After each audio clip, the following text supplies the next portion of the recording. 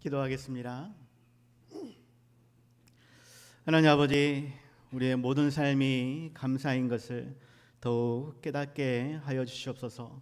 하나님, 우리의 모든 삶을 즐거이 하나님께 드릴 수 있길 원합니다.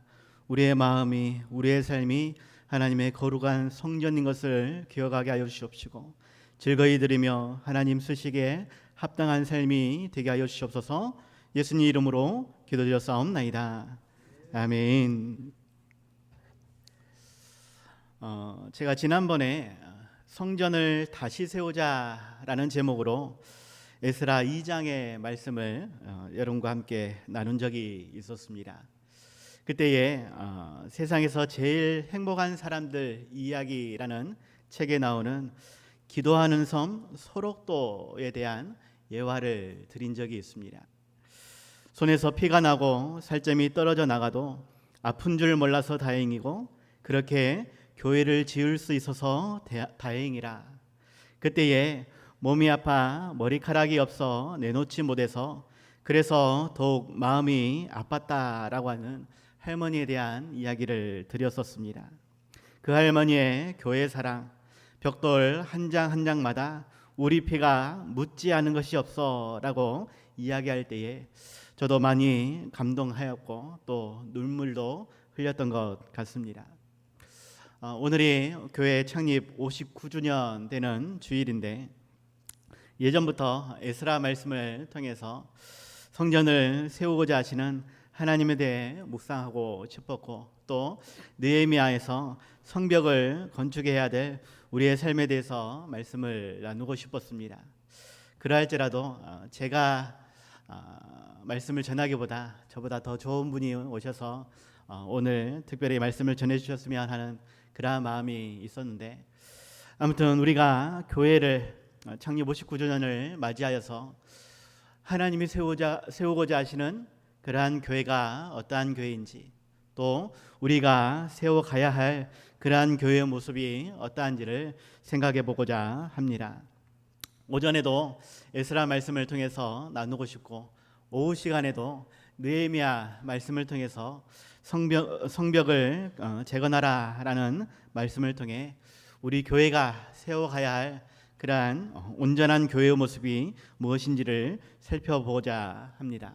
그래서 오전에는 성전을 재건하라라는 제목에서 우리가 우리의 몸과 우리의 마음이 우리의 삶이 곧 하나님이 거하실 성전이다.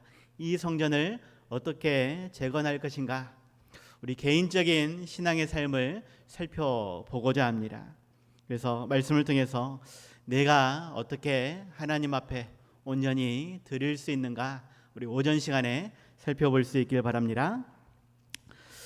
서양 사람들이 처음에 아프리카 갔을 때에 그들을 통해서 깜짝 놀라는 일이 있었습니다. 물론 그들의 모습이 조금 부족해 보여서 놀란 것도 있지만 아이들이 돌멩이를 가지고 놀고 있었는데 이 돌멩이를 보고 깜짝 놀랐다라고 이야기합니다. 왜냐하면 이 돌멩이가 다이아몬드 원석이었기 때문에 그렇습니다. 다이아몬드 원석인데 아이들은 그냥 돌멩이로 여기고 그것으로 장난을 하고 있더라라는 것이에요.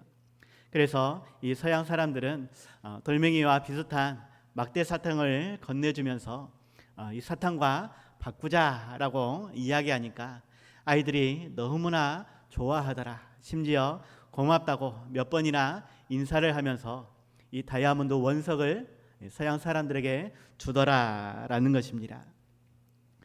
가치를 알지 못하면 이러한 일이 벌어질 수 있습니다. 이 다이아몬드 원석, 엄지손가락만 크기의 원석이라면 수억에 달할 수 있는 그러한 값어치인데 아이들은 이것을 알지 못하기 때문에 사탕과 바꾸면서도 고맙다고 몇 번이나 인사를 하더라라는 것이죠. 중요한 것은 우리의 삶의 값어치가, 우리의 생명의 값어치가 어떠한지를 우리는 생각할 수 있어야 한다라는 것입니다. 이것을 알지 못하면 이 아프리카 어린이들처럼 값어치가 없는 것으로 우리의 생명을, 우리의 삶을 바꾸어 버린다라는 것입니다. 마태복음 7장 6절에서 예수님이 말씀하기를 거룩한 것을 개에게 주지 말며 너희 진주를 돼지 앞에 던지지 말라. 그들이 그것을 발로 밟고 돌이켜 너희를 찢어 상하게 할까 염려하라 라고 말씀하셨습니다. 우리가 거룩한 존재인 것을, 예수님의 피값으로 사신 예수님짜리 인생이란 것을 우리는 기억해야 합니다. 그런데 우리는 세상에 쓸모없고 없어질 것으로 바꾸어 놓고 있지 않느냐라는 것입니다. 그래서 오늘 말씀을 통해 성전인 내가 얼마나 귀한 가치인지를 생각하며 우리 몸과 마음이, 삶이 하나님께 거룩한 예물로 드려질 수 있도록 그렇게 결단할 수 있는 시간들이 다들 되시기 바랍니다. 첫 번째입니다. 하나님은 나의 무너진 성전을 다시 세우기를 원하십니다. 하나님께서는 거룩한 성전을 다시 세우기를 원하신다라는 것입니다. 오늘 본문 2절 3절입니다. 바사왕 고레스는 말하노니 하늘의 하나님 여호와께서 세상 모든 나라를 내게 주셨고 나에게 명령하사 유다 예루살렘에 성전을 건축하라 하셨나니 이스라엘의 하나님은 참 신이시라. 너희 중에 그의 백성된 자는 다 유다 예루살렘으로 올라가서 이스라엘의 하나님 여호와의 성전을 건축하라. 그는 예루살렘에 계신 하나님이시라 라고 말씀하고 있습니다. 너희 중에 그의 백성된 자는 다 유다 예루살렘으로 올라가서 이스라엘의 하나님 여호와의 성전을 건축하라. 하나님께서는 하나님의 성전인 예루살렘 성전을 건축하라 라고 말씀하고 있습니다. 우리가 하나님의 성전인 것을, 그 성전을 다시금 건축해야 된다라는 것입니다. 지금 말씀의 배경은 포로 귀환 시대입니다. 적과 꿀이 흐르는 가나안 땅, 약속의 땅이며 축복의 땅에서 이스라엘의 범죄로 말미암아 더 이상 참지 않으시겠다라고 하나님이 말씀하시며 바벨론에 의해 이스라엘이 멸망하게 되어졌습니다. 그리고 포로로 끌려가게 되어진 것이죠. 예레미야 44장 22절 23절에서 말씀하시는데 여호와께서 너희 악행과 가증한 행위를 더 참을 수 없으셨으므로 너희 땅이 오늘과 같이 황폐하며 놀램과 저주거리가 되어 주민이 없게 되었나니 너희가 분향하여 여호와께 범죄하였으며 여호와의 목소리를 순종하지 아니하고 여호와의 율법과 법규와 여러 증거대로 행하지 아니하였으므로 이 재난이 오늘과 같이 너희에게 일어났느니라 라고 말씀하고 있습니다. 예루살렘 성전이 문제가 있어서 그것을 무너뜨려 버린 것이 아니라 그곳에서 예배드리는 이스라엘 백성들이 문제였다라는 것입니다. 우리의 삶이, 우리의 신앙의 모습이 온전하지 못함으로 거룩한 성전이 되지 못하게 하였다라는 것입니다. 이제는 다시금 그 거룩한 성전으로 회복되어야 되는데 우리의 모습이, 우리의 삶이 하나님께서 기뻐하시는 아름다운 성전이 되어야 한다라고, 거룩한 성전을 다시 회복해야 된다라고 말씀을 하고 있는 것입니다. 이스라엘이 멸망한 이유, 그들의 삶이 잘못되었습니다. 우리의 삶이 잘못되어지면 하나님은 우리의 삶도 분명 무너뜨리신다라는 것입니다. 그럼에도 불구하고 우리를 사랑하시되 끝까지 사랑하시는 하나님, 우리에게 잠깐의 고난을 주시지만, 포로로 끌려가게 하시지만 그곳에서도 하나님은 그들을 불쌍히 여기시고 은혜로 채워주셨으며 이제는 때가 되어서 이스라엘로 돌아오게 하시고 성전을 다시 세우게 하신다. 우리에게 잠깐의 고난을 허락하시지만 우리가 깨닫고 회개하며 하나님의 도우심을 구할 때에 우리의 삶을 다시금 회복시켜 주신다.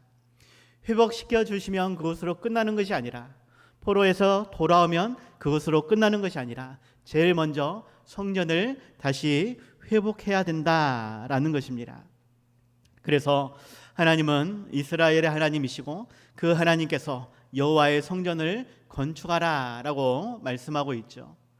하나님의 성전이다라고 말씀합니다. 내 몸이, 내 삶이 내 것이 아니라 하나님의 것이다라는 것을 기억해야 하겠습니다. 예수님의 피로 사신 우리의 삶입니다. 전부 다 하나님의 것임을 고백하며 하나님이 원하시는, 하나님이 기뻐하시는 모습으로 바꾸어 놓아야 한다라는 것이죠. 이 중에서 가장 우선적으로 재건돼야 될 것이 예배라는 것입니다. 성전을 먼저 건축하게 하신 이유는 그 성전에서 하나님께 온전한 제사를 드리게 하기 위함입니다. 하나님과의 관계가 회복되어져야 할 때 제일 먼저 생각해야 될 것이 예배라는 것입니다. 코로나19가 장기화되면서 예배에 관한 우리의 마음이, 우리의 삶이 너무나 해이해지지 않았는지 다시 한번 살펴볼 수 있길 바랍니다. 우리가 다시 재건해야 될 믿음의 기초, 기도와 찬양의 모습, 이 모든 것이 예배의 모범 안에 들어가 있습니다. 그 예배를 우리가 온전히 회복해야 되겠다. 물론 코로나 시국에서 나라에서 정책적으로 인원수를 제한한 것도 있고 또 여러 가지 상황과 형편에서 가정에서 예배드리고 있는 우리 성도님들도 있습니다. 중요한 것은 어느 곳에서 드리든지 내 마음 중심이, 내 삶의 중심이 온전한 예배자로 있어야 한다라는 것입니다.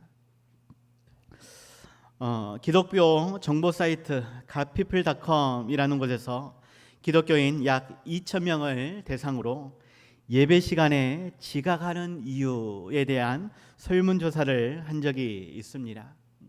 예배 시간에 지각하는 이유, 순위를 살펴보니까 제일 첫 번째가 교회에 가기 위해서 씻고 꾸미느라고 교회를 지각한다라고 이야기합니다. 약 20%가 이야기를 하였는데, 어떻게 보면 예쁘게 단장하는 모습, 이것은 분명 좋다라고 말할 수 있습니다.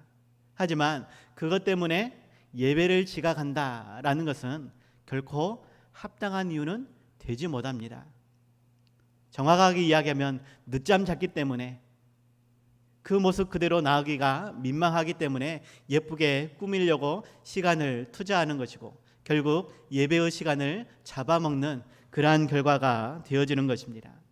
같은 이유지만 두 번째가 아침에 일어나서 늑장을 부리다가, 일어나기는 했지만 그래도 귀찮아서 계속 침대에서 느적거리면서 예배 시간에 늦었다라는 것입니다.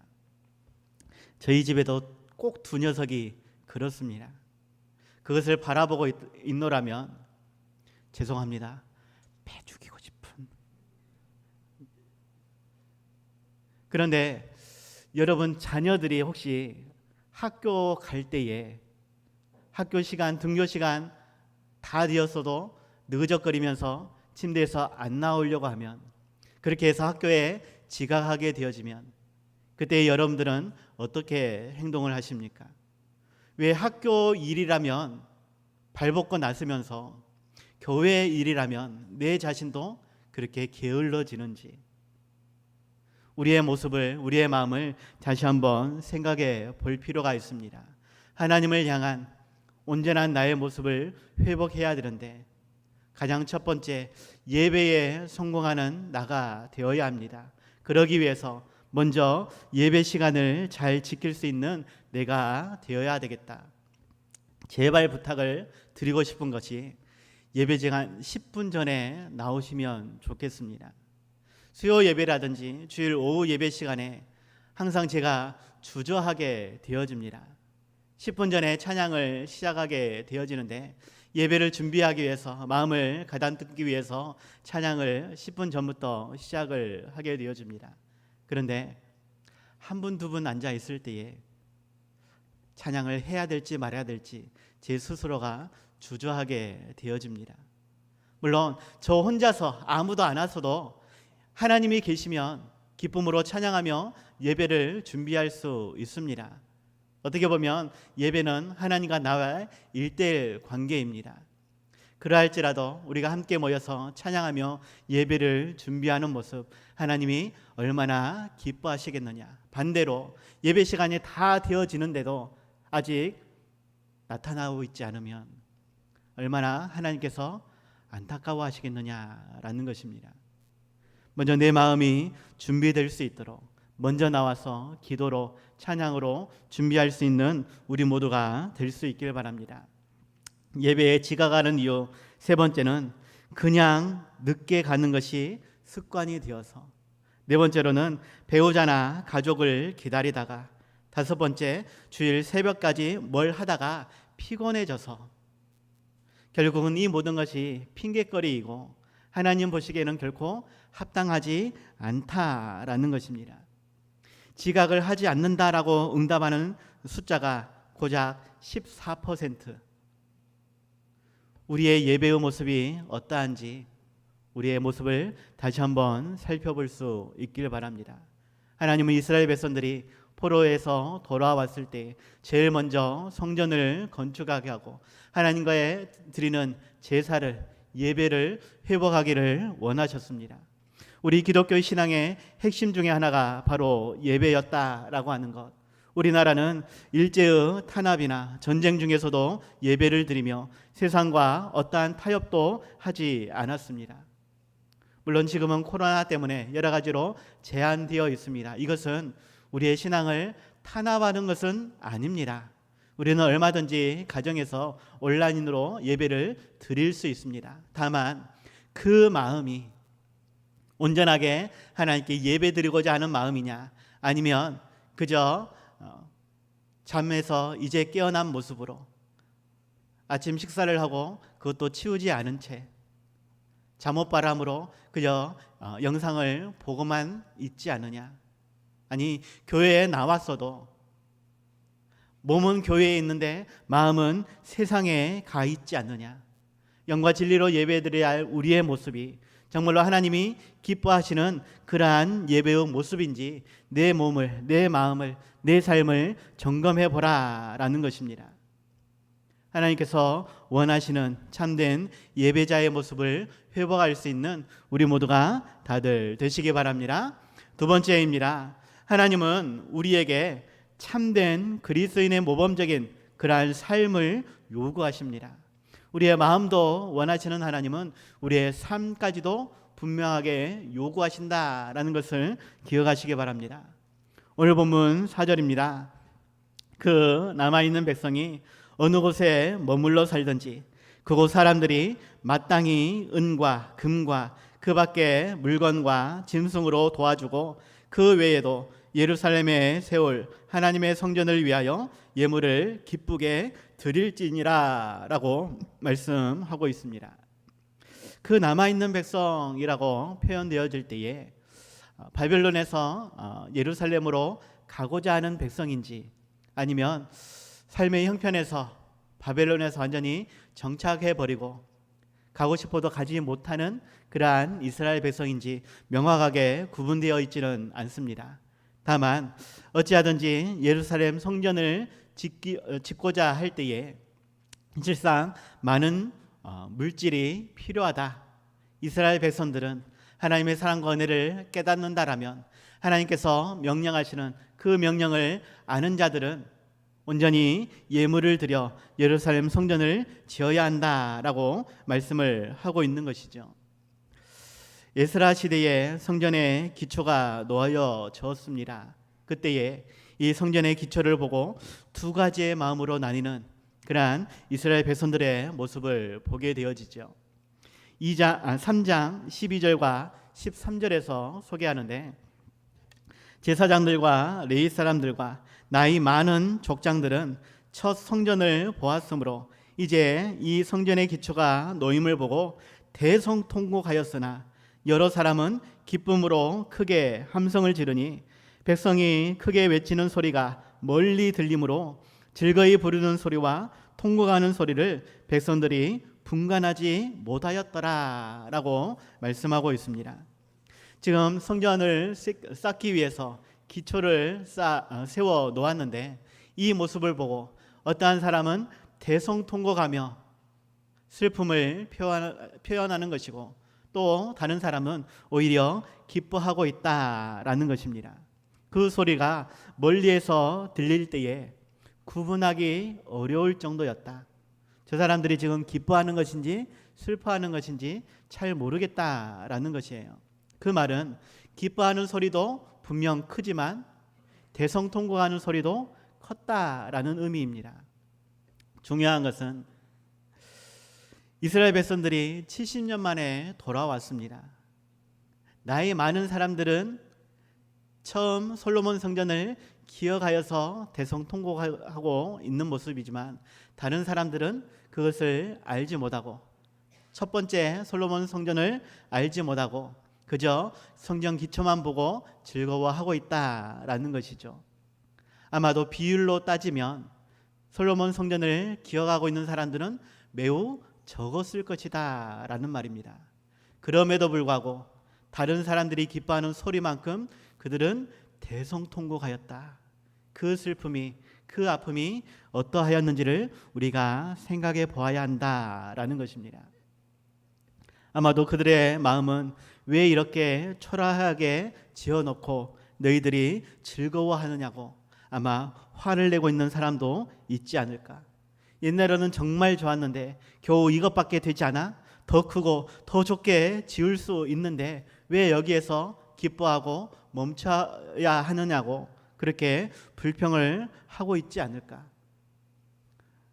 반대로 그냥 이 정도면 됐지, 우리가 지금 이 형편에서 얼마를 더 할 수 있겠어. 하나님께서 명령하신 대로 우리는 지켰으니까 그냥 이것으로 만족하자라고 이야기하는 사람도 있었을 것이다 라는 말입니다. 하나님의 성전을 다시금 재건할 때에 우리의 모습이, 우리의 삶이 어떠한지, 정말 우리의 마음이 어떠한지 다시 한번 생각해 보시기 바랍니다. 정말로 하나님께서 원하시는, 기뻐하시는 성전을 짓기 위해서 더 열심히, 더 즐거이 헌신하고자 하는 마음인지, 아니면 그러지 못한 것 때문에 안타까워하며 아파하는지, 아니면 정말로 그저 이 모습에서 남들이 하는 것처럼 이 정도 했으니까 됐어라고 만족해야 하는지, 우리의 모습을 다시 한번 살펴보아야 한다라는 것입니다. 에스라 2장 68절에 이러한 말씀이 있습니다. 어떤 족장들이 예루살렘에 있는 여호와의 성전에 이르러 하나님의 전을 그곳에 다시 건축하려고 예물을 기쁘게 드리되라고 말씀합니다. 그런데 어떤 사람들이, 어떤 족장들이라고 이야기하지 모든 사람들이 다 참여하였다라고 말하지 않습니다. 어떠한 사람들은 정말 기쁨으로 즐거이 헌신하지만 어떠한 사람들은 미온적인 태도로 임하였다라는 것입니다. 하기는 하지만, 드리기는 드리지만 내 삶의 형편이 우선이 되어지고 환경이 우선이 되어지고 핑계가 우선인 그러한 사람들도 있더라라는 것입니다. 물론 그러할지라도 하나님께 드리는 삶은 충분히 축복할 수 있습니다. 하지만 정말 하나님의 마음이 어떠할지 우리는 다시 한번 생각해 보자라는 것이죠. 중요한 것은 내 마음, 내 삶을 드려야 하겠는데 가장 두드러지게 내 마음을 점검할 수 있는 것이 있습니다. 그것이 헌금입니다. 지난 수요일 날 슬기로운 헌금 생활 해가지고 11조에 대해서 말씀을 드렸는데, 물론 물질뿐만이 아니라 우리의 시간도, 우리의 열심도, 열정도 하나님께 드릴 수 있어야 합니다. 그런데 옛날에는 물질이 없어서 내 몸을, 내 삶을 드립니다 라고 했던 것이 요즘 시대에는 내 시간, 내 열정은 나를 위해서 쓰고 물질만 드리고자 하는 그러한 모습으로 바뀌어진 것 같습니다. 하나님은 물질도 원하시지만 내 몸과 마음도 하나님이 원하신다라는 것, 모든 것을 하나님께 드려야 한다라는 것을 기억하시기 바랍니다.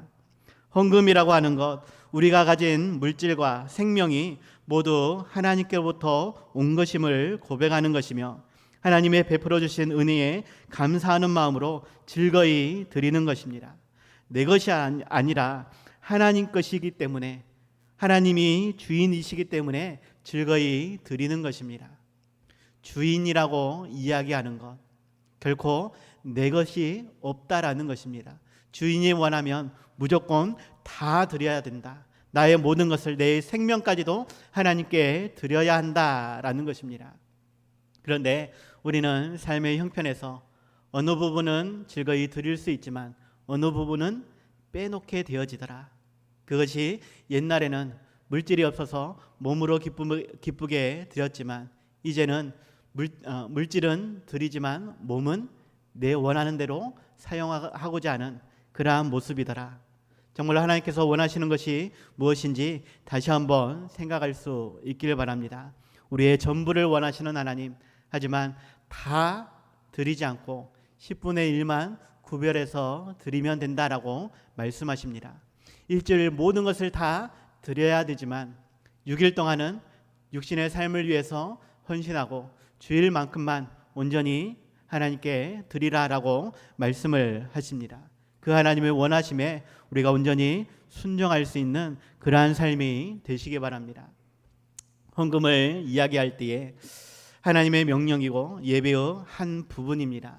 헌금을 가르치지 않는 것, 이것은 목회자의 올바른 도리가 아니다라고 말할 수 있습니다. 하지만 어쩔 수 없이 목회자인 저가 하나님의 명령에도 불구하고 어쩔 수 없이 부담스러워하니까 그 말을 하지 못하게 되는 경우, 또 부담스러우면 나중에 은혜 될 때 하십시오라고 말하는 경우, 이것은 다른 편에서는 하나님의 은혜 나중에 받으십시오라는 말과 똑같습니다. 성도들이 그 말씀을 부담스러워한다라고 해서 목회자가 그 말을 전하지 않으면 그것은 하나님 보시기에 악을 행하는 것입니다. 어찌하든지 11주뿐만이 아니라 우리의 모든 삶이, 우리의 생명까지도 즐거이 드릴 수 있기를 바랍니다. 이것이 하나님의 성전을 짓기 위해 가장 필요한 일이다. 그 하나님의 거룩한 성전을 위해서 기꺼이 우리의 모든 시간을, 우리의 모든 열정을, 우리의 생명까지도 즐거이 드릴 수 있는, 드림의 기쁨을 누릴 수 있는 우리 모두가 다들 되시기 바랍니다. 세 번째입니다. 하나님은 우리가 한 마음, 한 뜻이 되기를 원하십니다. 오늘 본문 5절에서 이에 유다와 베냐민 족장들과 제사장들과 레위 사람들과 그 마음이 하나님께 감동을 받고 올라가서 예루살렘에 여호와의 성전을 건축하고자 하는 자가 다 일어나니라고 말씀하고 있습니다. 하나님의 성전을 건축하기 위해서 모두가 다 일어났다라는 말입니다. 물론 앞에서는 미온적인 사람도 있었다라고 말씀을 드렸지만 그러한 사람이라 할지라도 어찌하든지 하나님의 성전을 건축하기 위해 한 마음 한 뜻이 되어야 한다라는 것입니다. 조금은 부족할지라도 그것을 인정해 줄 수 있는 우리의 모습이 필요하겠고, 그럼에도 불구하고 더 최선을 다해 헌신할 수 있도록 권면할 수 있는 우리의 모습도 필요하다라는 것입니다. 어찌하든지 우리에게 주신 감동을 따라 함께 일어나 무너진 성전을 건축할 수 있는 그러한 우리가 되어야 하겠는데, 먼저는 내가 사람들의 눈치나 삶의 형편을 살필 것이 아니라, 세상적인 환경에 얽매일 것이 아니라 한 마음 한 뜻이 되기 위해서 기꺼이 내 모든 것을 포기하고 드려지는 삶이 되어야 하겠다라는 것입니다. 오늘 본문 넘어 3장 1절에서 이스라엘 자손이 각자의 성읍에 살았더니 7째 달에 이르러 일제히 예루살렘에 모인지라라고 말씀을 하고 있습니다.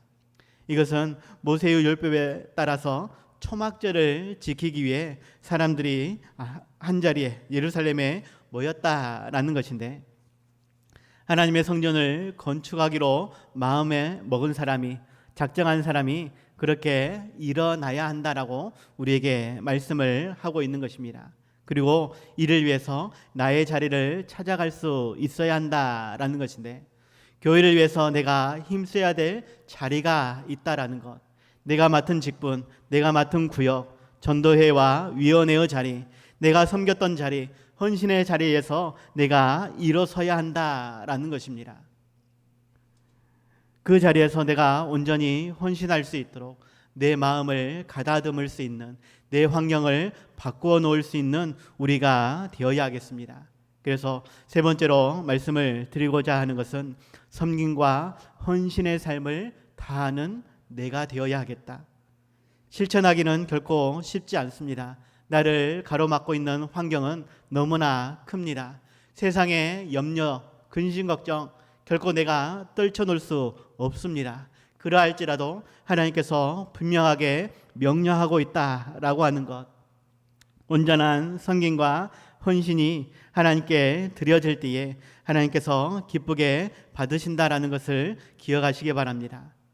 이를 위해서 더욱 내 자신을 낮출 수 있는, 온전히 섬길 수 있는, 그 헌신을 위해 결단할 수 있는 우리 모두가 다들 되시기 바랍니다.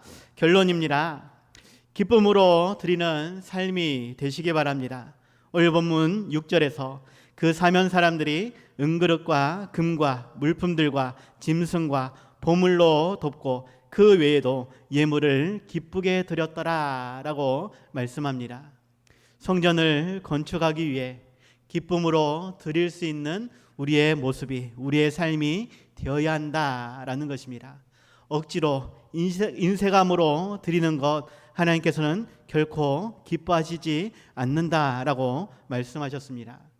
이스라엘 백성들이 포로에서 돌아왔을 때 실상 그들의 삶이 온전하지는 못했습니다.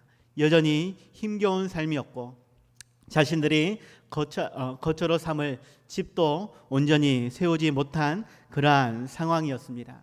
그럼에도 불구하고 성전을 건축하기 위해 그들은 기쁨으로 예물을 드렸다라고 하는 것이죠.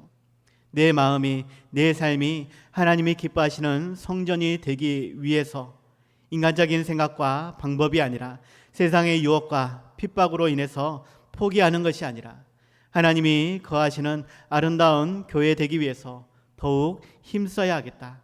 처음 서론에서 말씀드렸던 신성교회의 이야기, 내 손에서 피가 나고 살점이 떨어져 나가는 아픔이 있어도 그렇게 벽돌 한 장 한 장마다 피가 묻어지며 쌓아 올릴 수 있는 그러한 나의 거룩한 성전이 될 수 있도록 내 마음도 내 삶도 철저히 부서지고 깨어지더라도 하나님의 거룩한 성전이 되어지도록 기도하며 결단하는, 헌신하여 하나님께 영광 돌리는 우리 모두가 다들 되시기 바랍니다. 기도하겠습니다. 하나님 아버지, 우리를 예수 그리스도의 피값으로 사시고 거룩한 성전이 되게 하심을 감사드립니다. 그러나 여전히 내 마음에는 가시가 많아서 어느 누구도 찾아올 수 없도록, 잠시 쉬어가지도 못하도록 교만한 마음, 게으른 마음, 시기와 질투로 가득 차 있지는 않습니까? 하나님께서 온전히 거하시는 성전이 될 수 있도록 내 마음을, 내 삶을 다시금 기쁨으로 하나님께 드릴 수 있게 하여 주시옵소서. 형식과 가식으로 채워지지 않고 몸과 마음을 기쁨으로 드릴 수 있기를 원합니다. 교회당만 밟아 더럽히는 내가 아니라 정말로 신실함, 진실함, 거룩함, 성결함으로 채워갈 수 있는 내가 되어지길 원합니다. 참된 예배자가 되게 하여 주시옵소서. 내 손에서 피가 나고 살점이 떨어져 나가는 아픔이 있다 할지라도 그렇게 벽돌 한 장 한 장 내 피를 묻힐 수 있는, 쌓아 올릴 수 있는 그렇게 하나님께 드려지는 아름다운 성전이 되기를 원합니다. 이를 위해 더욱 기도하며 결단할 수 있는 우리 모두가 되게 하여 주시옵소서. 하나님의 아름다운 성전 되도록 더욱 하나님께서 인도하여 주시옵소서. 예수님 이름으로 기도드렸사옵나이다. 아멘.